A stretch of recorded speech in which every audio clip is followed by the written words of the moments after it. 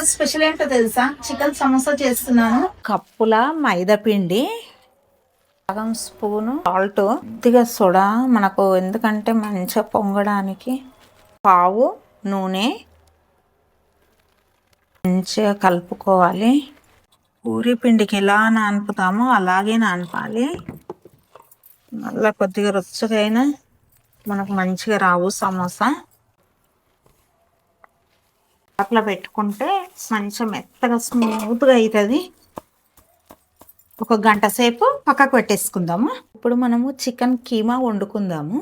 కీమాలకు 3 ఉల్లిగడ్డలు, కొద్దిగా పచ్చిమిర్చి, కొద్దిగా కొత్తిమీర. ఉల్లిగడ్డ సన్నం కట్ చేసుకోవాలి. మనం ఈ విధంగా సన్నగా తరుముకోవాలి.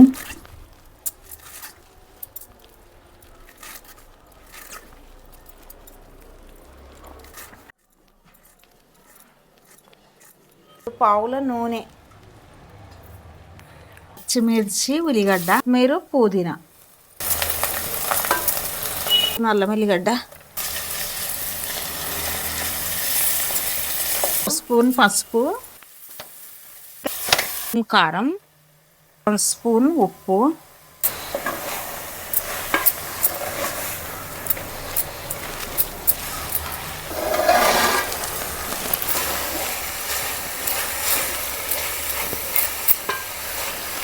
గరం మసాలా పొడి, సన్నగా కోసుకున్న టమాటా,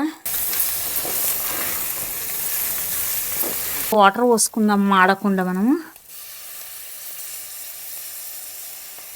నిమ్మరసం పిండుకుందాము.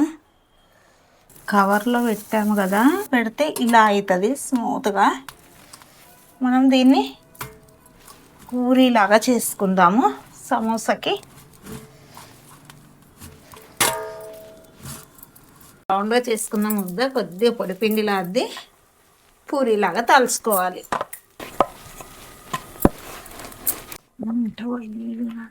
కట్ చేసుకుందాము. సగం వరకు వాటర్ పెట్టేసుకోవాలి. పెట్టుకొని ఇలా మలుపుకోవాలి. ఇది ఇలా మలిపేసేసేయాలి అనేది కరెక్ట్గా పెట్టుకోవాలి. లేకపోతే ఈ మూలల కాడ నూనె లేయగానే ఇచ్చుకపోతుంది. అట్లా కాకుండా మంచిగా ఇలా వచ్చేటట్టుగా చేసుకోవాలి.